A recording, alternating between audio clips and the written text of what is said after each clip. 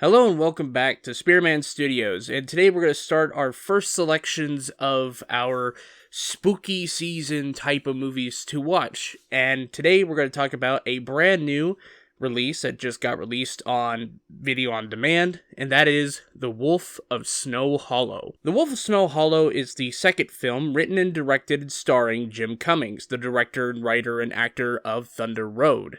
It takes place in a small mountain town called Snow Hollow, and when a bunch of ghastly, brutal murders happen, it's up to the police department, in its inept ways, to try to figure out who or even what is causing these murders.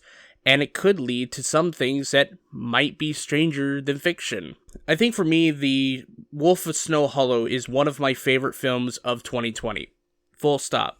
This is one of the best modern interpretations of what a werewolf movie can be without it being going into the whole supernatural angle. It reinterprets the meaning of the word werewolf and makes a sort of character study not only about the killer himself in retrospect, but also of the main character. The main character being played by Jim Cummings. Jim Cummings plays kind of the same similar character as you would see in Thunder Road, where in Thunder Road he played Jim Armand, a sort of clumsy, buffoonery of like a cop character, right? And he's slowly losing it because of all the stress that's going on in his life from him being divorced, in the process of being divorced, and with all these other external factors weighing him down on his anxiety.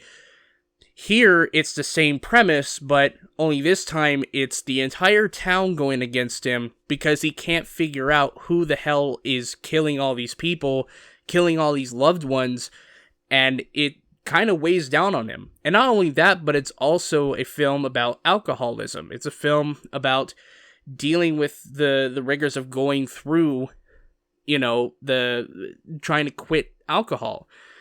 There's so many things in this movie that I really appreciate. I think the acting here is well done, especially by the late Robert Forster, who tragically passed away before this movie was released, so rest in peace to him. We also get a very good performance by Riki Lindholm, who plays the partner to the main character, and she unfortunately has to deal with the fact that the main character is going through a lot of stress, and he's taking that stress out on other people.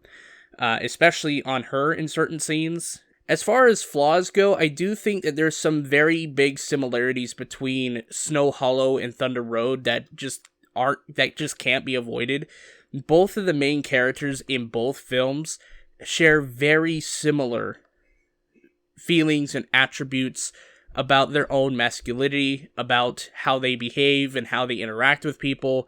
There is some minor differences here and there in terms of how they behave, whereas the main character in Thunder Road is much more reserved throughout most of the film, and you get this big climactic explosion of anger towards the end of the film. Here, the anger is pretty much throughout the entire film, and so I think there is a difference there. But I also think that if you are going to go into this film having seen Thunder Road, there may be similar elements between the two that might stick out a little bit. And in various ways, you could call Snow Hollow a spiritual sequel in a sense, because both of them have very similar elements transitioning. Not only the fact that the main character deals with anxiety and, pressures and anger management skills and all this other stuff, but it's also, he also has a daughter that he takes care of. He also has an ex-wife that is kind of an asshole, which makes me kind of wonder why he chose to write it again this way. I'm not entirely sure why it's the same setup, but I would like to know a little bit on his process of writing that kind of character in again, and it's the same setup. Kinda the same setup. There is some caveats here and there, but all in all, it does feel very similar from a character perspective of Jim Cummings' character in this film, which I believe his name was John Marshall. Sorry, I had to check IMDb for a second there. But all I'm saying is that if you were to put Jim Armand and John Marshall in the same room, they would have very similar stories. And to me, I'm not sure if this is a good thing, or maybe this was a draft of a script that used Jim Armand in the first place, but then he kind of tweaked it over time for this movie.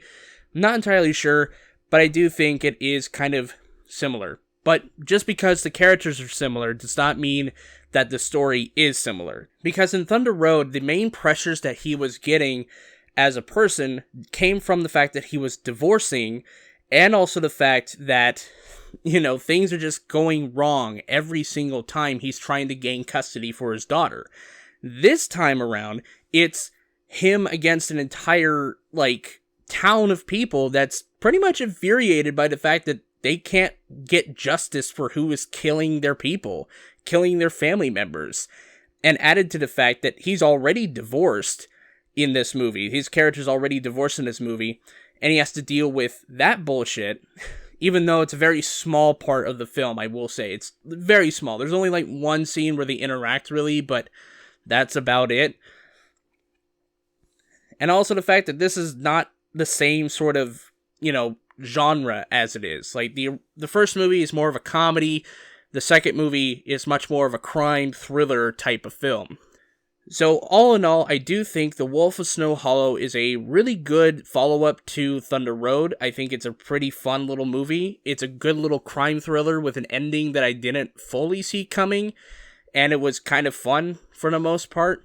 And I will say, even though I don't think it's as good as Thunder Road, I do think it's still good nonetheless. And I'm going to give The Wolf of Snow Hollow a B+. Thank you guys so much for watching my review of The Wolf of Snow Hollow. If you haven't seen it already, I will put a link in the description for the Google Play or the Amazon link to watch the movie. And it's pretty good if you want to have a sort of Halloween-y type movie to watch this month while you're in quarantine. So, I'll see you guys in the next video. Peace.